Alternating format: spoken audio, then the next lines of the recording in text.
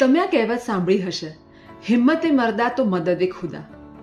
પણ શું ખરેખર આપણે રિયલ લાઈફમાં ફોલો કરીએ છીએ? મેં હમણાં એક કમાલનો શબ્દ વાંચ્યો છે, હાઈ એજન્સી. આ કોઈ નવો ટેકનિકલ કોન્સેપ્ટ નથી, પણ આ એવી પોઝિટિવ જીદ છે જે આપણને સામાન્યમાંથી ખાસ બનાવે છે. ઘણાને લાગે છે કે આ બધો કોન્સેપ્ટ ખાલી બિઝનેસમાં કામ લાગે છે, પણ એવું નથી. આ એવું માઇન્ડસેટ છે કે જે રોજ રોજ નાની નાની વસ્તુઓમાં દેખાય છે. ધારો કે તમે ટ્રાફિકમાં કશે ફસાયા છો, ક્યાં તો કોઈ સુપરમાર્કેટમાં લાંબી લાઈનમાં ઊભા છો. હવે એક લો એજન્સીવાળો માણસ શું કરશે? ક્યાં તો એ પોતાના નસીબને દોષ આપશે, ક્યાં તો કશે જઈને કમ્પ્લેન કરશે. પણ એની સામે એક હાઈ એજન્સીવાળો માણસ શું કરશે? એ વિચારશે કે ક્યાં તો હું કોઈ નવો રસ્તો લઈ લઉં, ક્યાં તો લાઈનમાં ઊભા ઊભા હું 2-3 ફોન કોલ પતાવી દઉં.